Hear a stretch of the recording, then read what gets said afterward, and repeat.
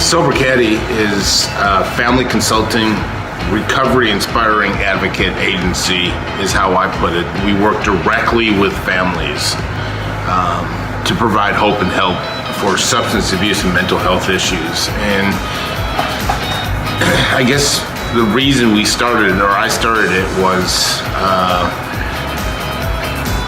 I guess every time I saw hopelessness and helplessness, it hit a chord with me. That there's no worse feeling. I went back to my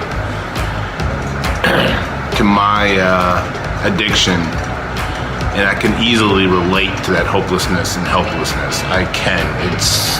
There's no other feeling, and families were so desperate. And I think that there was so many times families and clients were giving up because they didn't think there was hope and there was help. And so I just started talking one family at a time and started empowering them and started showing them some healthy boundaries and how much enabling is affecting their loved one's addiction, how they themselves were addicted to their addict alcoholic. Their lives had been changed, altered.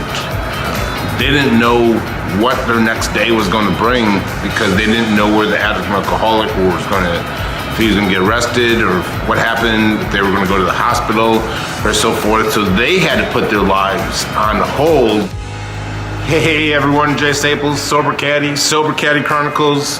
Visit sobercaddy.com for all information to reach out to me and get in touch with me. It's Valentine's Day week. Love is in the air, and I couldn't be, well, I'm so. And it just reminds me of these feelings like love or shame, guilt, loneliness, joy, anger, how in touch I am with long-term recovery has given me, allowed me to get in touch with some of these feelings. And, through that whole process, I think I was able to love, trust, and faith, and these huge words that I would always hear, but really never truly experienced or never truly knew what they were and felt like. And love is definitely in that category. And for me, long-term recovery has opened the door for love, and has started having others love me first, which allowed me to open the door to loving myself. And the whole part of getting connected to yourself, I'm huge with, you got to get connected with who you are and stay you. Playing different characters is what an addict and alcoholic does. It goes back to old behaviors and old way of life. And so when you get truly connected with who you are, you open the door to love and loving yourself. But I had a group of guys that loved me for me way before I could ever love myself. And so it's not an overnight. It's not an overnight thing by any means.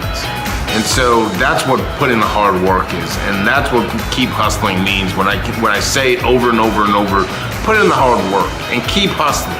It's keep pushing towards loving yourself and loving other people and getting connected to yourself and getting connected to other people and getting connected to the higher power. And don't think everything happens overnight, but you do have to put the hard work in. You do have to keep hustling. And you have a strong support system, and going to wherever meetings you want or whatever it is, find that support system and allow them to love you until you can love yourself, and allow them to get connected to you before you can get connected.